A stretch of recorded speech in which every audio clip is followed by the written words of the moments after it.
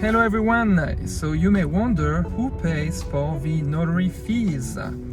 It is the signer, and you can see these fees in the closing statement, that is also called the borrower statement or the settlement statement. Usually for a buyer's packet it is $250, more or less, but it's a pretty standard rate. And for a seller's packet it is $150. So I know it can be some exceptions depending on the location, if it's remote or new state, etc. But usually that's kind of the rate, and I'm in California. So then, who picks the notary? Most of a realtor, when I talk to them, they always say, oh, it's just Escrow who takes care of it. And it can be the same with loan officer. But actually, do you know that first it is the signer who can pick the notary? If the signer does not pick any, then it is the realtor who can pick whoever he or she wants. After the realtor, it's the loan officer who can pick his or her notary, her preferred notary.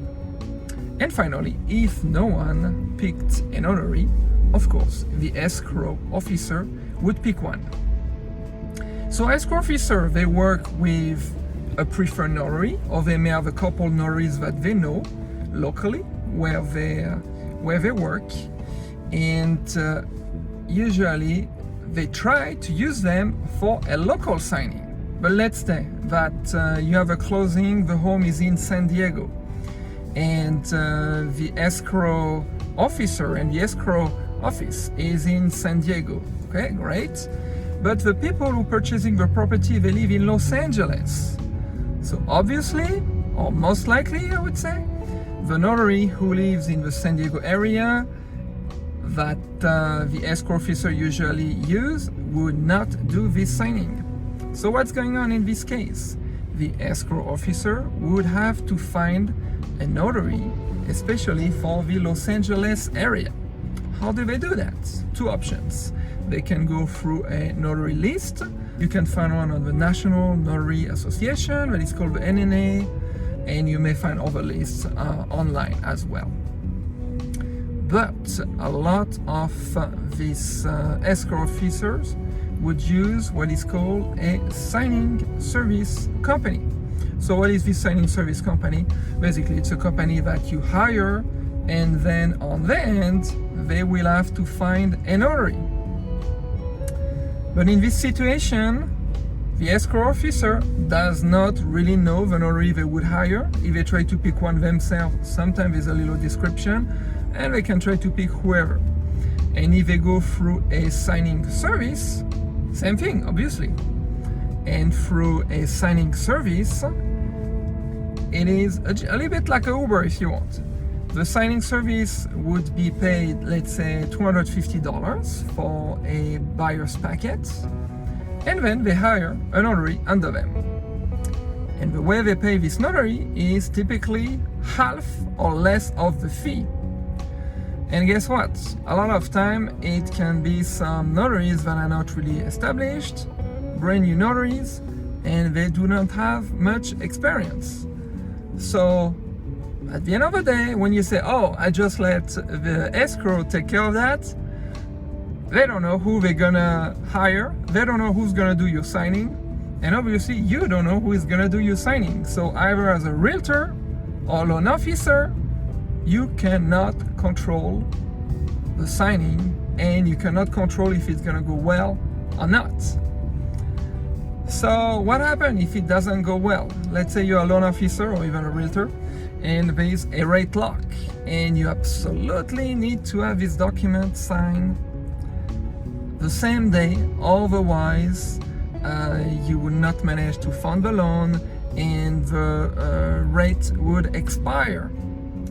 Well, so if there's any mistake, any error in the documents, or if notary didn't know too much and things happened, you may need to have these documents re-signed and the rate lot expire. So two options. Either it's gonna cost thousands of dollars for the signers, for the borrower, and trust me, he or she will not like it. And they're gonna say, oh, my loan officer was not good, my realtor was not good, even if it's not your fault. But that's what would happen, maybe. And worst case scenario, the transaction will not go through. It will fall out of escrow. And at the end, you, as a realtor, you work for nothing. The loan officer, you work for nothing. The escrow officer, you have worked for nothing. And trust me, especially nowadays, it happens a lot.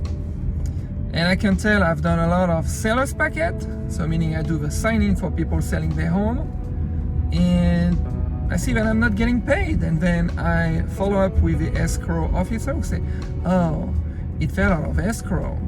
So, and I'm like, all right, got it. I mean, I understand, it is what it is, no one is getting paid. So it's not the only reason why something fell out of escrow, but it can be one. So just think about it.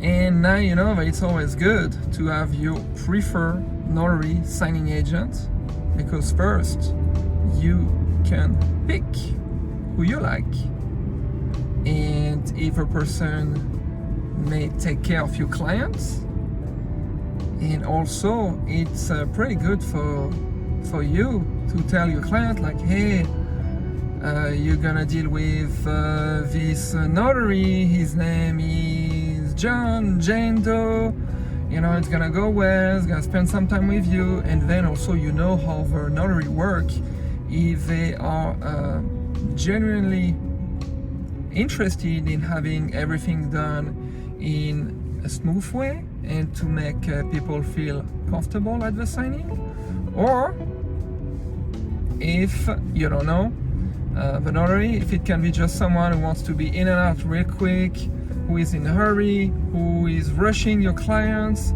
who does not have a lot of experience, or who's just here to make a quick dollar, who does not really care about these people buying a new home and signing documents for a loan for 30 years of payment, who just don't care.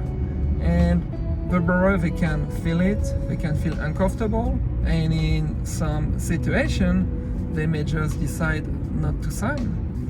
And this can happen, and you don't want your clients to be in this situation. So guess what? I recommend you use a preferred loan signing agent, notary signing agent that you know and that you trust. It can be me, or it can be anyone else, but you know who is great. All right, hope this helps a little understand better, and I'll catch you next time.